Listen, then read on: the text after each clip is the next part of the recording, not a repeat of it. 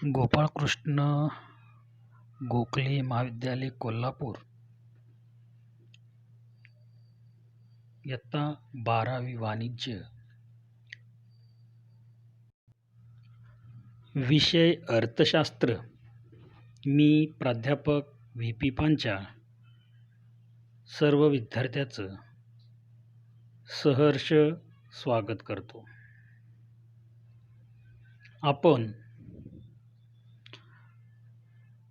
12वी मधील अर्थशास्त्रातील तिसरे प्रकरण मागणी पाहत आहोत. मागणीचा नियम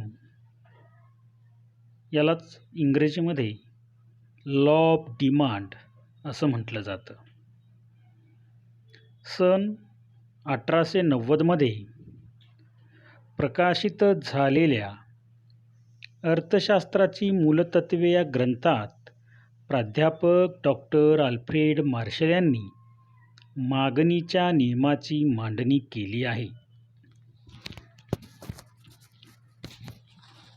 या नियमाद्वारे किंमत व मागणी यांच्यातील परस्पर संबंध स्पष्ट केला आहे. सिद्धांताचे विधान: इतर परिस्थिती स्थिर असताना वस्तूची किंमत कमी झाली असता मागणी वाढते व वस्तूची किंमत वाढली असता मागणी कमी होते. दुसऱ्या शब्दात, इतर परिस्थिती कायम असताना वस्तूच्या किमतीत वाढ होते तेव्हा मागणीत घट होते आणि जेव्हा वस्तूची किमतीत घट होते तेव्हा मागणी वाढते. म्हणजेच काय तर किंमत आणि मागणीचा संबंध हा व्यस्त स्वरूपाचा असतो, म्हणजे परस्पर विरोधी असतो. किंमत वाढली की मागणी कमी होते आणि किंमत कमी झाली की मागणी वाढते. म्हणजेच काय तर किंमत आणि मागणीचा संबंध हा विरुद्ध आहे, एकमेकाच्या विरुद्ध, म्हणजेच परस्पर विरोधी असतो. तो कसा असतो तो आपण पाहणार आहोत. तर मागणी व किमतीचा फलनात्मक संबंध आपणाला सूत्राद्वारे पाहता येईल. dx = f bracket in px असं या ठिकाणी सूत्र दिलेलं आहे. तर डी म्हणजे डिमांड, वस्तूची मागणी, डिमांड फॉर कमोडिटी असं याचा अर्थ होतो. त्यानंतर एक्स म्हणजे वस्तू, म्हणजेच काय तर कमोडिटी, आणि एफ बरोबर फलन, फंक्शन ऑफ, हे फलन आहे, फंक्शन आहे. त्यानंतर px बरोबर वस्तूची किंमत म्हणजे प्राइस ऑफ द कमोडिटी असं याचा अर्थ होत असतो.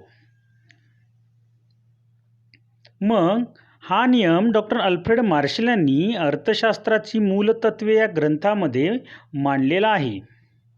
यालाच इंग्रजीमध्ये प्रिन्सिपल्स ऑफ इकॉनॉमिक्स असं सुद्धा म्हटलं जातं. आणि या ग्रंथामध्ये डॉक्टर अल्फ्रेड मार्शल यांनी मागणीच्या नियमाचं सविस्तर असं विवेचन केलेलं आहे. मग हा मागणीचा नियम त्यांनी मांडत असताना काही गृहीतकाचा आधार घेतला. म्हणजेच काय तर हा मागणीचा नियम काही गृहीतकावर आधारित आहे. मग ही गृहीतके कुठली? त्यामध्ये क्रमांक 1, उत्पन्न पातळी स्थिर. म्हणजे काय तर उपभोगत्याची उत्पन्न पातळी ही स्थिर असते, यामध्ये कसल्याच प्रकारचा बदल होत नाही. म्हणजेच उत्पन्न वाढतही नाही आणि उत्पन्न कमीही होत नाही. म्हणजेच काय तर उत्पन्न स्थिर राहतं. समजा उत्पन्न पातळीमध्ये वाढ झाली तर काय होईल?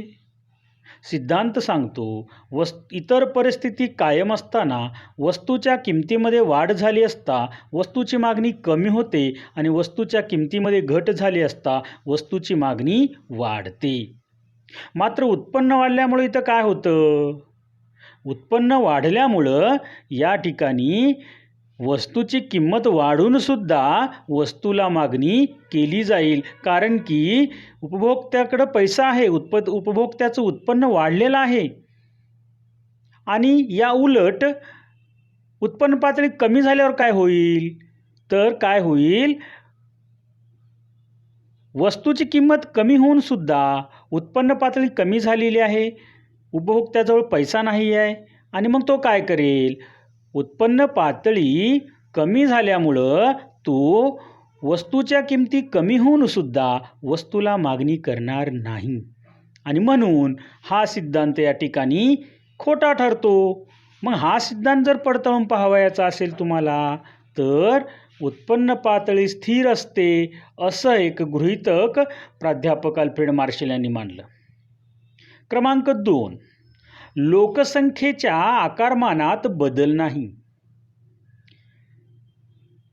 हे दुसरं गृहीतक त्यांनी मांडलेलं आहे. लोकसंख्येच्या आकारमानात बदल नाही म्हणजे काय? तर लोकसंख्या स्थिर आहे, लोकसंख्या वाढतही नाही आणि लोकसंख्या कमीही होत नाही. मग लोकसंख्या वाढल्यामुळं काय होईल? लोकसंख्या वाढल्यामुळं आपोआपच लोकसंख्या वाढल्यामुळं काय होईल?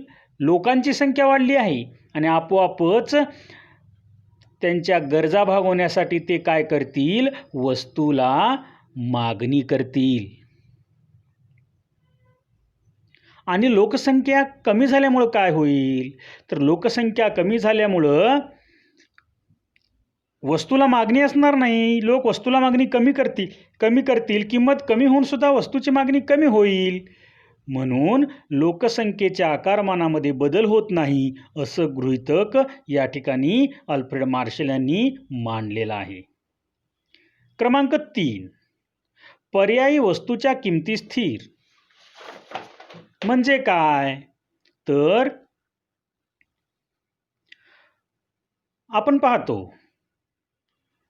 आपण दैनंदिन जीवनामध्ये वापरत असणाऱ्या अनेक वस्तूपैकी अशा काही वस्तू आहेत की त्या वस्तूला दुसरी वस्तू ही पर्यायी असते. उदाहरणार्थ, साखरेला गूळ पर्यायी आहे, चहाला कॉफी पर्यायी आहे, डिझेलला पेट्रोल पर्यायी आहे. मग अशा पर्यायी वस्तूच्या किमती स्थिर असतात असे त्यांनी गृहीतक मांडलेलं आहे. असं गृहीतक मांडण्यामागं अल्फ्रेड मार्शल यांनी सांगितलं, जर समजा गुळाच्या किमती वाढल्या तर लोक काय करतील? साखर खरेदी करतील. कॉफीची किंमत वाढली तर लोक काय करतील? चहा खरेदी करतील. आणि त्यामुळं वस्तूची किंमत कमी झाल्यामुळं लोक काय करतील? पर्यायी वस्तू खरेदी करण्याचा प्रयत्न करतील आणि त्यामुळं पर्यायी वस्तूच्या किमती स्थिर असतात असं हा सिद्धांत मांडत असताना सांगितलेला आहे. त्यानंतर क्रमांक 4, पूरक वस्तूच्या किमती स्थिर. आपण पहा, दैनंदिन जीवनामध्ये अनेक वस्तू वापरत असतो, त्यामधील काही वस्तू या पूरक असतात. पूरक म्हणजे काय? एक वस्तू वापरावयाची असेल तर दुसरी वस्तूसुद्धा ही दुसऱ्या वस्तूची सुद्धा मागणी केली पाहिजे. गाडी वापरावयाची असेल तर डिझेलला मागणी केली पाहिजे, पेट्रोलला मागणी केली म्हणजेच काय? इंधनाची मागणी केली पाहिजे. पेनाची मागणी करायची असेल तर त्याबरोबर रिफिलची, शाईची मागणी करावी लागते. आणि जर समजा डिझेलच्या किंवा इंधनाच्या किमती वाढल्या तर याचा परिणाम गाडीच्या मागणीवर होत असतो आणि मग आपोआपच गाड्यांची मागणी घटते. म्हणून पूरक वस्तूच्या किमती स्थिर असतात असं गृहीतक डॉक्टर अल्फ्रेड मार्शल यांनी या ठिकाणी मांडलेलं आपणास दिसून येतं. क्रमांक 5, भविष्यात किंमत बदलाची अपेक्षा नाही. म्हणजे काय? तर भविष्यामध्ये एखाद्या वस्तूच्या किमती कमीही होणार नाहीत किंवा वाढणारही नाहीत असं गृहीतक या ठिकाणी मांडलेलं आहे.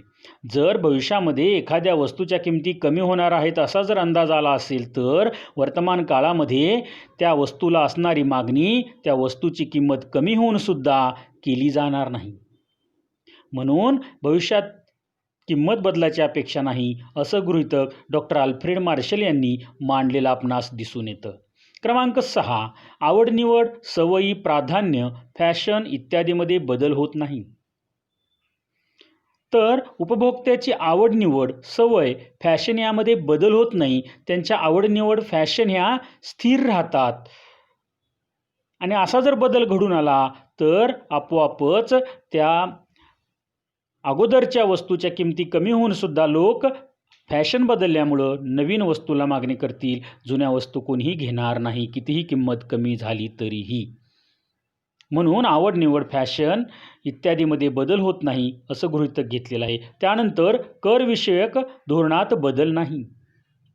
शासनाचं जे करविषयक धोरण आहे यामध्ये कसल्याच प्रकारचा बदल होत नाही. त्यांचं धोरण हे स्थिर आहे. जर शासनानं करविषयक धोरणामध्ये एखाद्या वस्तूला सूट दिली तर आपोआपच त्या वस्तूच्या किमती कमी होतील आणि किंमत कमी झाल्यामुळे वस्तूची मागणी वाढेल. आणि या उलट एखाद्या वस्तूवर कर जर जास्त आकारला गेला तर आपोआपच त्या वस्तूच्या किमती वाढून मागणी कमी होईल. म्हणून करविषयक धोरणात कोणताही बदल होत नाही असं गृहीतक या ठिकाणी डॉक्टर अल्फ्रेड मार्शल यांनी मागणी नाही. हा सिद्धांत आपण आकृती आणि तक्त्याद्वारे स्पष्ट करून पाहू शकतो. या ठिकाणी पहा, एक तक्ता दिलेला आहे. यामध्ये 2 कॉलम आहेत. या 2 कॉलममध्ये एकामध्ये X वस्तूची किंमत, दुसऱ्यामध्ये X वस्तूची मागणी दर्शवलेली आहे. वस्तूच्या किमतीमध्ये 50 रुपये, 40 रुपये, 30 रुपये, 20 रुपये, 10 रुपये अशी वस्तूची किंमत दर्शवलेली आहे. आणि वस्तूची मागणीमध्ये 1 kilo, 2 kilo, 3 kilo, 4 kilo, 5 kilo अशी मागणी दर्शवलेली आहे. 50 रुपये किलो वस्तूची दर असताना वस्तूची मागणी 1 किलोची असते आणि अनुक्रमे 40 रुपये, 30 रुपये, 20 रुपये आणि 10 रुपये प्रति किलो दर असताना वस्तूची मागणी ही अनुक्रमे 2 किलो, 3 किलो, 4 किलो, 5 किलो अशीही असते.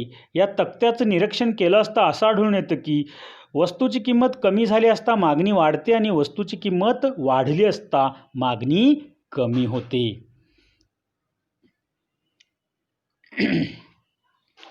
तक्त्यामध्ये दर्शवल्याप्रमाणे X वस्तूची किंमत कमी प्रति किलो 50 रुपये असते तेव्हा मागणी 1 किलो आहे. परंतु जेव्हा मागणी हीच किंमत 50 रुपयावरून 40 रुपये, 30 रुपये, 20 रुपये आणि 10 रुपयापर्यंत कमी होते तेव्हा मागणीसुद्धा 2 किलो, 4 किलो, 5 किलो अशा प्रकारे वाढत जाते. म्हणजेच किंमत व मागणी यात व्यस्त संबंध असलेला या तक्त्यावरून स्पष्ट होतो. आकृती पहा. आकृतीमध्ये ए अक्ष आहे आणि क्ष अक्ष आहे. क्ष अक्षावर मागणी किलोमध्ये दर्शवलेली आहे आणि ए अक्षावर किंमत रुपयामध्ये दर्शवलेली आहे. वस्तूची किंमत 50 रुपये असताना मागणी किती आहे तर क्ष अक्षावर दिसून येतं 50 रुपये किंमत असताना मागणी 1 किलोची आहे. अनुक्रमे किंमत 10, 20, 30, 40, 50 रुपये अशी वाढत गेलेली आपणास दिसून येते. त्याचप्रमाणे मागणीसुद्धा 50 रुपयाला 1 किलो, 40 रुपयाला 2 किलो, 30 रुपयाला 3 किलो, 20 रुपयाला 4 किलो, 10 रुपयाला 5 किलो अशी मागणी या ठिकाणी आपणास दिसून येते. आणि या आलेखामध्ये हे बिंदू एका रेषेने जोडले असता म नावाचा वक्र, ऋणात्मक वक्र आपणाला मिळतो जो डावीकडून उजवीकडे खाली सरकत आलेला आहे. आणि हा वक्र असा दर्शवतो किंमत आणि मागणीतील व्यस्त संबंध दर्शवतो. आणि त्यामुळं आपणास असं दिसून येतं की वस्तूची किंमत आणि मागणी यामध्ये विरोध किंवा व्यस्त संबंध असलेला आपणास दिसून येतो. कारण की मागणी वक्राचा आकार हा ऋणात्मक आहे. तो डावीकडून उजवीकडे खाली सरकत आलेला आपणास दिसून येतो. यावरून हा वक्र किंमत आणि मागणीचा व्यस्त संबंध दर्शवतो.